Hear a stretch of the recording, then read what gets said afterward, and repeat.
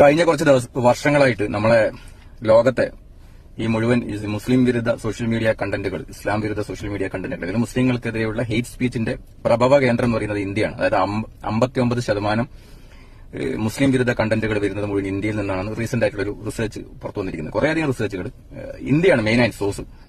ഇന്ത്യയാണ് ഏറ്റവും വലിയ എക്സാമ്പിൾ നോക്കിയാൽ, അതായത് ഗാസയിലെ കുട്ടികൾ, സ്ത്രീകളൊക്കെ എന്ന് പറയുന്നത് അതിഭീകരമായ വംശഹത്യക്ക് വിധേയമാകുമ്പോൾ അതിനെ കൈയടിക്കുന്ന ആഹ്ലാദിക്കുന്ന ഒരു സമൂഹം ലോകത്തിൽ ഏതെങ്കിലും ഒരു രാജ്യത്തുണ്ടെങ്കിൽ അത് ഇന്ത്യയിലായിരിക്കും. ഇസ്രായേലിൽ പോലും ഇത്രയും ഉണ്ടാവില്ല എന്ന് ഞാൻ വിശ്വസിക്കുന്നു.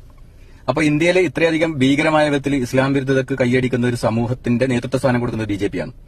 ആ ബിജെപിന്റെ വിവിധ ഭരണഘടനാ പദവിയിലിരിക്കുന്ന മന്ത്രിമാർ, മുഖ്യമന്ത്രിമാർ, അങ്ങനെ എന്തൊരു പ്രധാനമന്ത്രി വരെ, ഇന്ത്യയുടെ പ്രധാനമന്ത്രി വരെ കഴിഞ്ഞ ഇലക്ഷൻ സമയത്ത് മുസ്ലിം വിരുദ്ധ ആശയങ്ങൾ ഇലക്ഷൻ പൊതുയോഗങ്ങളിൽ പ്രസംഗിച്ചിട്ടുണ്ടായിരുന്നു.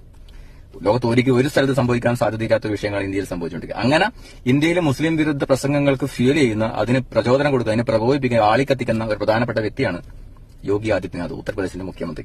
ആ യോഗി ആദിത്യനാഥിന്റെ പ്രസംഗമാണ് ഒരു പേപ്പറിലാക്കി വെച്ചിട്ട് മന്ത്രി വാസൻ എന്തോ മഹാത്മാഗാന്ധിന്റെ മഹത്വചനം വായിക്കുന്ന പോലെ ഇന്നലെ വായിച്ചത് ആഗോള അയ്യപ്പ സംഗമത്തിന്റെ.